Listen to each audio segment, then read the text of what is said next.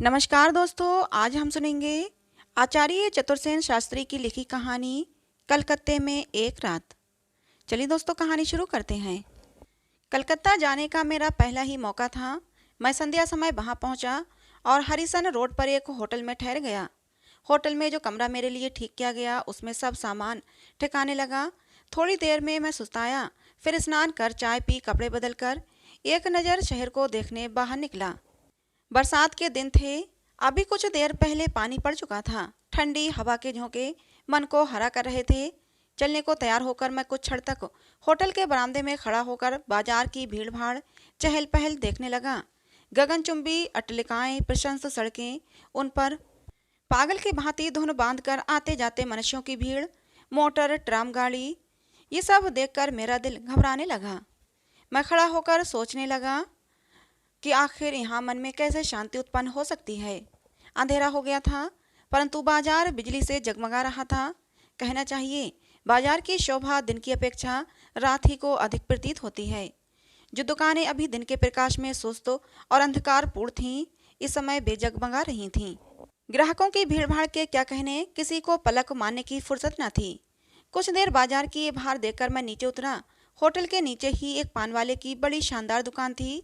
दुकान छोटी थी, पर बिजली के तीन प्रकाश से जगमगा रही थी। सोडे की बोतलें, सिगरेट, पान सजे धरे थे। सोने के बर्क लगी गिलोरियां चांदी की तसरी में रखी थीं। मैं दुकान पर जाकर खड़ा हुआ। एक चवन्नी थाल में फेंककर 2 बीड़ा पान लगाने को कहा।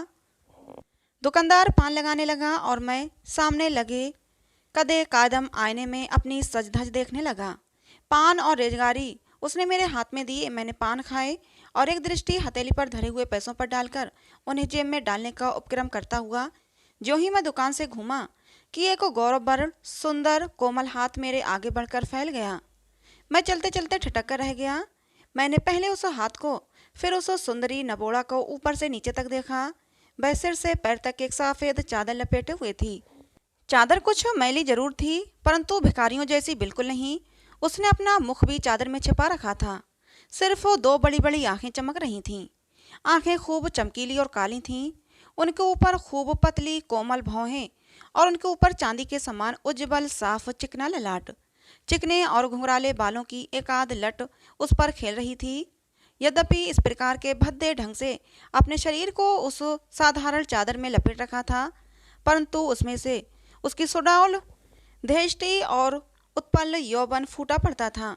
उसके मुख के शेष भाग को देखने का उपाय न था, परंतु उस पर दृष्टि डालते ही उसे देखने की प्यास आंखों में उत्पन्न हो जाती थी।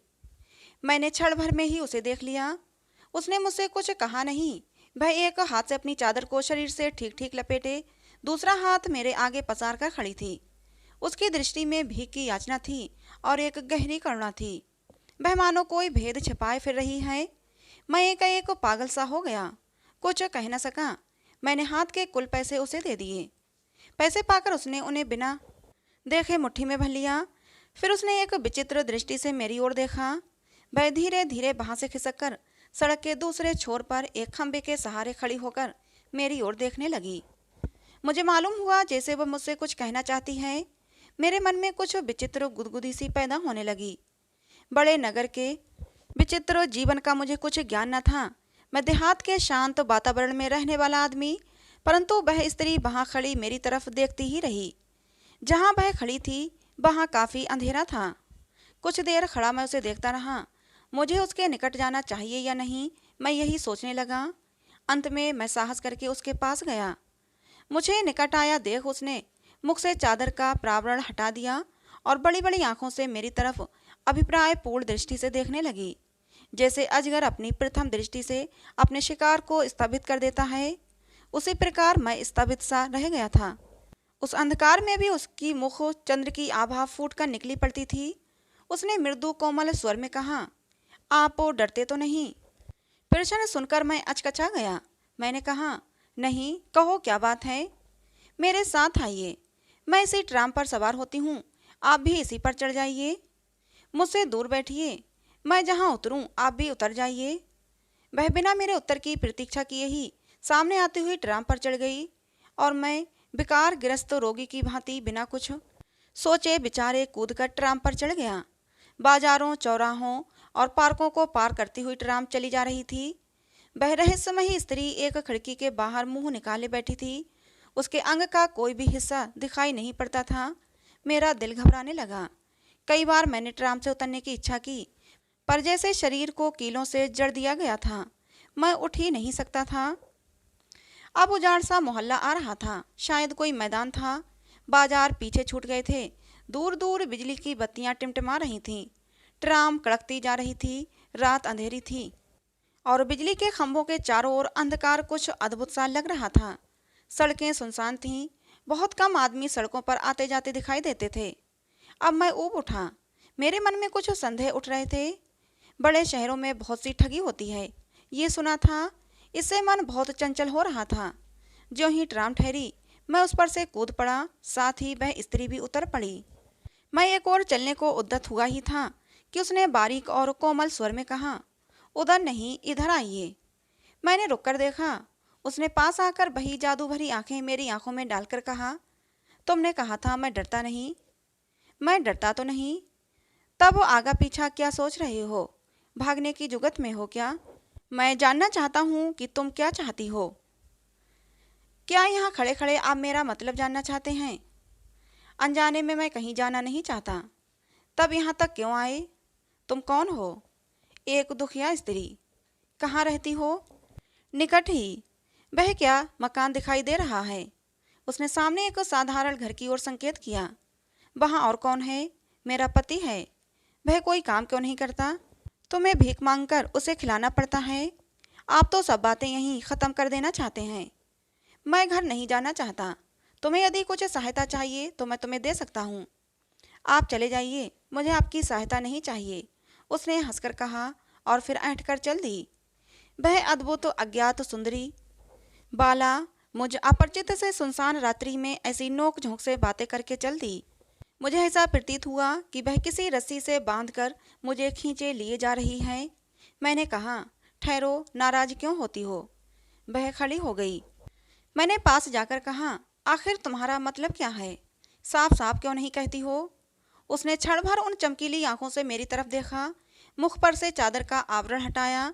उस अंधकार में भी मैं उस मोहक लावण्य को देख देख कर विचलित हो गया।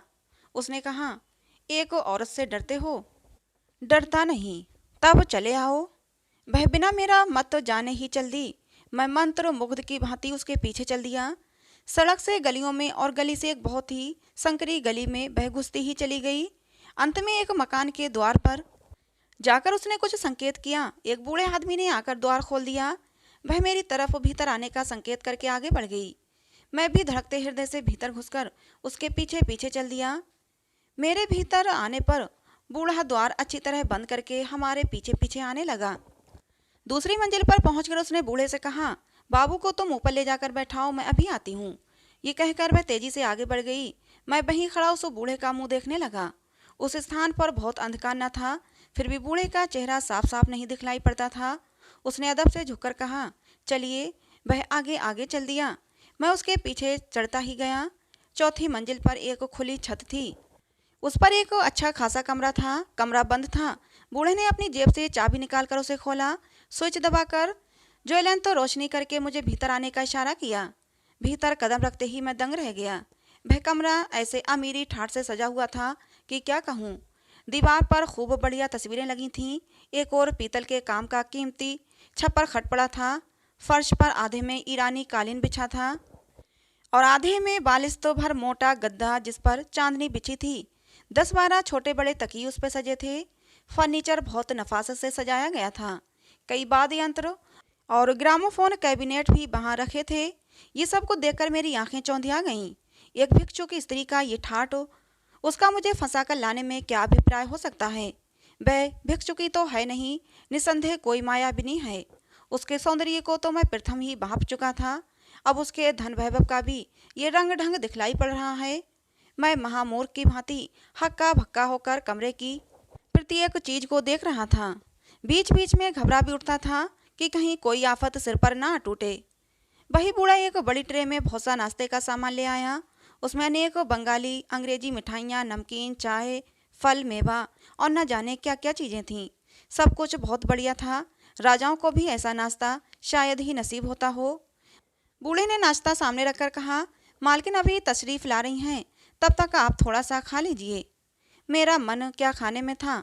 मैंने उचक कर कहा, तुम्हारी मालकिन कौन है, कहाँ है? जो मुझे लाई थी, क्या वही तुम्हारी मालकिन है? बूढ़े ने विनीत स्वर में कहा, सरकार, ये सब कुछ आप उन्हीं से पूछ लीजिए। वह चला गया। मैं उठकर टहलने लगा। जलपान मैंने नहीं किया। अगर इसमें जहर मिला हो तब, कोई धोखे की बात हो तो मैं उस आफत से भागने की जुगत ताड़ने लगा, परंतु रह रहकर मेरे पैर जकड़े जाते थे। मैं अभी सोच ही रहा था कि एक परम सुंदरी युवती ने कमरे में कदम रखा। वह बहुमूल्य साड़ी पहने थी, जिसके जिस्म पर सोफियाने और नाजुक रतन जटित गहने थे। वह मुस्कुराती आई और मेरे पास मसनद पर बैठ गई। उसके रूप की दोपहरी मुझसे सही न गई। मेरी आंखें चौंधियाने लगी। वह रूप और यौवन, ऐश्वर्य और मादकता, मेरे होश उड़ गए। उसने बीड़ा विनिंदित स्वर में कहा, आपको बहुत देर इंतजार करना पड़ा। आप शायद नाराज हो गए, क्यों? वह हंस दी। मैं हंस न सका। मेरे मन में उसे देखो वासना तो उद्दीप्त हो रही थी, पर मैं बुरी तरह घबरा रहा था। इस माया जाल के भीतर क्या है, मैं जानने को झटपटा रहा था। वो और मेरे निकट खिसक आई। उसने उसी भांति हंसकर कहा, आपने नाश्ता भी नहीं किया और अब बोलते भी नहीं, इसका सबब?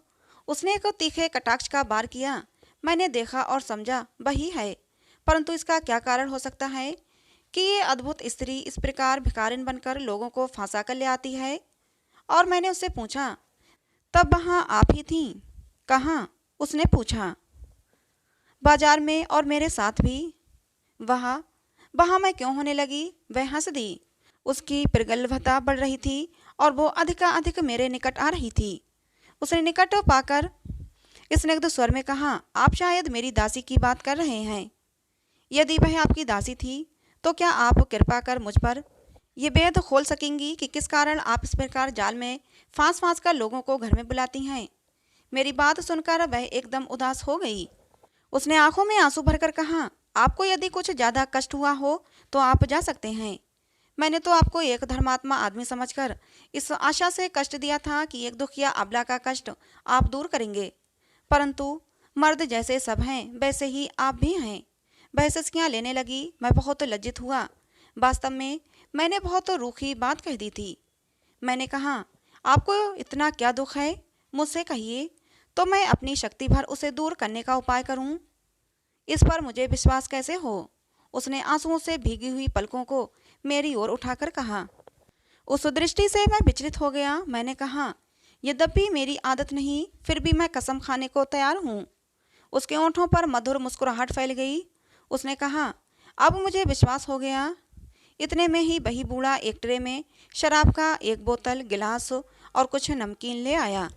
शराब से यद्यपि मुझे परहेज न था, परंतु उस समय मैंने शराब पीने से साफ इनकार कर दिया। इस पर उसने बड़े तपाक से कहा, बस तो इसी पर आप कसम खा रहे थे? आपने अगर पहले कभी नहीं पी है तो मैं जिद नहीं करती, परंतु यदि पीते हैं तो शौक कीजिए। गरीबों की आखिर कुछ चीज़ें तो मंजूर फरमाइए। उसने इस अंदाज से ये बात कही और बोतल से शराब उंडेलकर मेरे मुंह में लगा दी कि मैं कुछ भी न कह सका। गले में शराब से सिंचन पाकर मैंने मन में उत्तेजना का अनुभव किया। मैं अपनी परिस्थिति को भूल गया। जब मेरी आँख खुली तो मैंने अपने को अपने होटल के कमरे में पलंग पर पड़ा पाया। धीरे धीरे मैंने आंखें खोलीं। प्रातःकाल की धूप खिड़की से छनकर कमरे में आ रही थी। मेरा सिर चकरा रहा था और शरीर में बड़ा दर्द था। कई मिनट तक मैं बिना हिले डुले पड़ा रहा, जैसे शरीर का सत निकल गया हो। धीरे धीरे मुझे रात की सब घटना स्मरण हो आई। मैं हड़बड़ाकर उठ खड़ा हुआ। पहले मुझे ये मालूम नहीं हुआ कि मैं होटल में हूँ। पीछे मैंने अपने कमरे को पहचाना। सब बातें स्वप्न के समान आंखों में घूमने लगीं। सिर अब भी दर्द से फटा पड़ता था। मैं उठकर बैठ गया और दोनों हाथों से सिर को दबाकर बैठा रहा। मैं यहाँ कैसे आ गया? रात क्या मैं वहाँ नहीं गया था? नहीं नहीं, सचमुच गया था। मैंने देखा मेरे शरीर पर वही कपड़े थे जो मैंने शाम को घूमने जाने के समय पहने थे। एकाएक मैंने देखा मेरे हाथ की हीरे की अंगूठी गायब थी। घड़ी की चैन भी नदारद है। जेब का मनी बैग भी नहीं है। ये देखकर तो मैं बिल्कुल बौखला गया। मैंने घंटी बजाई। नौकर ने आकर बताया कि आप बहुत रात गए पाए थे। आपने ज़्यादा शराब पी ली थी, इससे बदहवास हो गए थे। आपके जिन मित्र के यहाँ आपकी दावत थी उनके 2 नौकर आपको यहाँ गाड़ी पर पहुँचा गए थे। मैंने जल्दी जल्दी कोट बदन पर डाला और धड़धड़ाता हुआ पुलिस ऑफिस में जा पहुँचा। सब घटना की रिपोर्ट मैंने लिखाई। मेरा वर्णन सुनकर इंस्पेक्टर मुस्कुराने लगे। 2 कांस्टेबलों को लेकर मेरे साथ चल दिए। मैं अनायास ही ठिकाने पर जा पहुंचा। जिस घर में जाकर मैं बेवकूफ़ बना था, इस समय उसके दरवाजे में ताला पड़ा हुआ था और उस पर टू लेट का साइन बोर्ड लगा था। पूछने पर पड़ोस के एक संभ्रांत बंगाली महाशय ने आकर कहा कि ये मकान उन्हीं का है और किराए को खाली है तथा कई महीने से इसमें कोई नहीं रहता। जब मैंने उनसे रात की घटना का जिक्र किया तो वह हंसने लगे। उन्होंने कहा, बाबू का दिमाग फिर गया है, आप किसी दूसरे मकान में आए होंगे। वे हाथ का नारियल पीते हुए भीतर चले गए। हम लोग कोई सुराग न पाकर चले आए। लगभग 2,500 के नोट और जवाहरात के अलावा मेरे बहुत कीमती कागजात भी गायब हो गए थे। वे सब उसी दिन मुझे अदालत में पेश करने थे। उसी काम से मैं कलकत्ता गया था। मुझे कोर्ट में ये देखकर आश्चर्य हुआ कि उनमें से कुछ जरूरी कागजात प्रतिपक्षी वकील की फाइल में हैं और उनसे मेरे विरुद्ध सबूत जुटाया जा रहा है। कहना न होगा, वह 40,000 का मुकदमा मैं उन कागजों को गंवाकर उसी तारीख को हार बैठा। उसी दिन मैंने कलकत्ता त्यागा। घर आकर बहुत कोशिश की कि उस भेद को खोलूं, पर शो को कुछ पता न चला। इस प्रकार कलकत्ते की वह एक रात मेरे जीवन में एक काल रात बन गई। तो दोस्तों, ये कहानी थी आचार्य चतुरसेन शास्त्री के द्वारा लिखी, जिसका नाम था कलकत्ते में एक रात। कहानी आपको कैसी लगी जरूर बताना।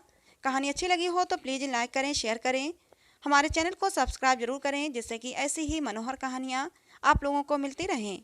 मिलते हैं दोस्तों अगली किसी नई कहानी में।